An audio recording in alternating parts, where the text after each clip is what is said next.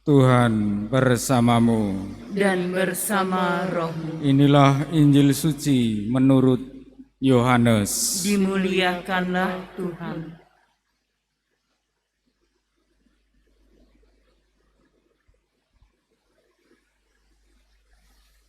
Ketika sudah dekat hari raya Paskah orang Yahudi, Yesus berangkat ke Yerusalem.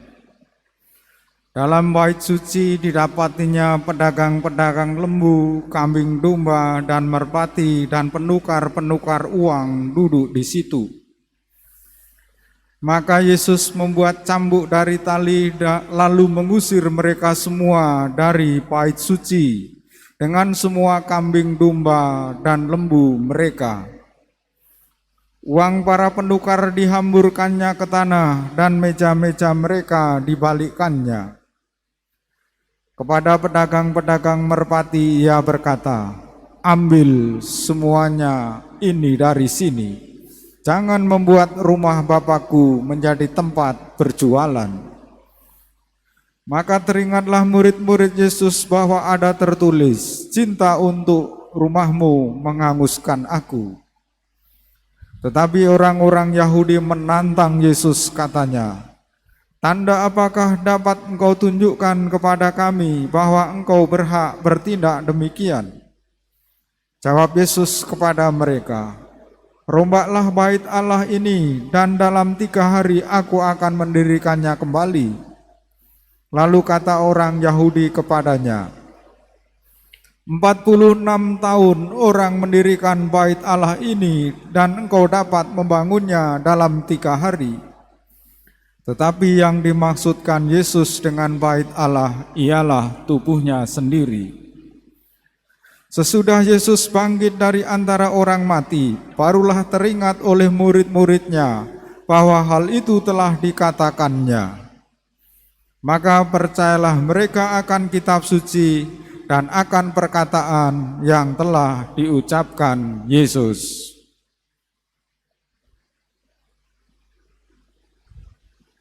Demikianlah sabda Tuhan. Terpujilah Kristus.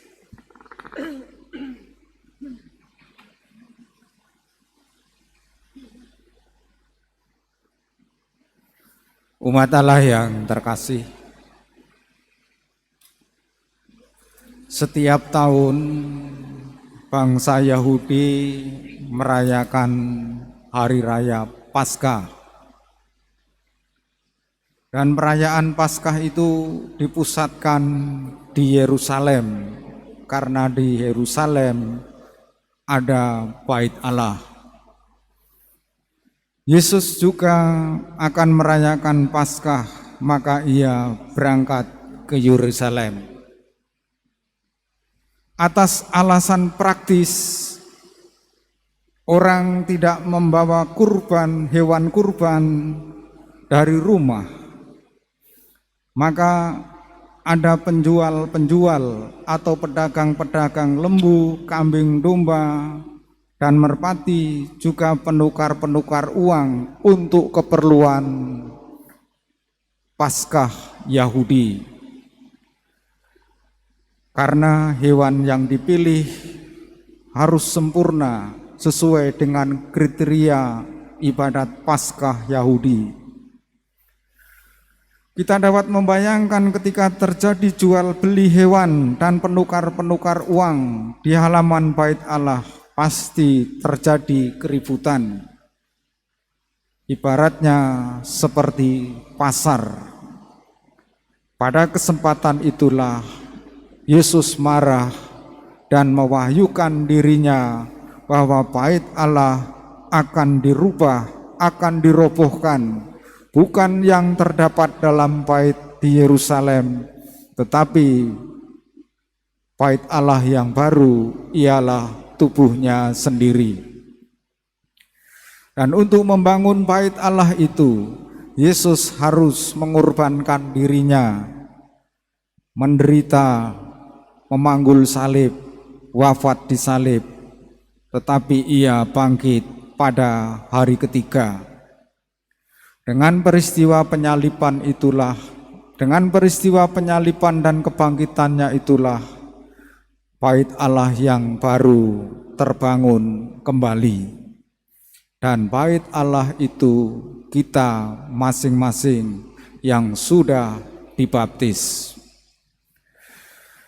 Pada perayaan pemberkatan Basilika Santo Yohanes Lateran ini menyadarkan kita kembali akan sifat gereja, bahwa gereja itu apostolik, didasarkan atas para rasul, bahwa gereja itu kudus karena didirikan oleh Allah yang Maha Kudus, bahwa gereja itu katolik, berlaku, diterima, menerima siapa saja orang yang mau menjadi anggota gereja, bahwa gereja itu satu, kita semua berpaut pada ajaran para rasul dalam kesatuan iman. Kita sedang dalam proses sinode. Dalam 4 ciri gereja itu, gereja dipanggil untuk berjalan bersama Kristus dan sesama. Gereja diajak untuk berpartisipasi, lalu kita melakukan karya misi. Gereja harus mengalirkan rahmat dari segala penjuru, seperti dalam penglihatan Nabi Yeskiel. Dari segala penjuru mengalirlah kesuburan, mengalirlah rahmat. Gereja harus bagaikan seorang ibu yang ingin mengumpulkan semua anak-anaknya. Bagi kita, anggota-anggota gereja, tidak boleh ada pengucilan, tidak boleh ada pengkotak-kotakan dalam gereja.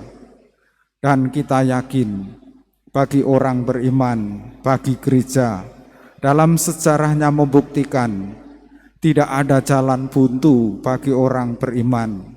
Setiap kesulitan selalu diberi jalan keluar oleh Tuhan.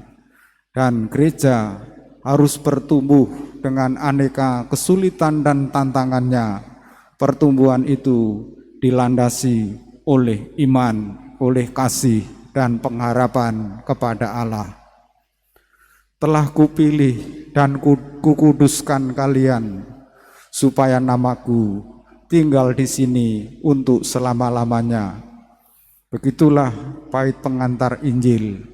Mari kita menjadi orang anggota-anggota gereja yang terus berjalan bersama Tuhan dan sesama, terus berpartisipasi dengan cara kita masing-masing, dan bermisi mewartakan kembali semangat awal gereja perdana, mewartakan Injil, kabar gembira, keselamatan.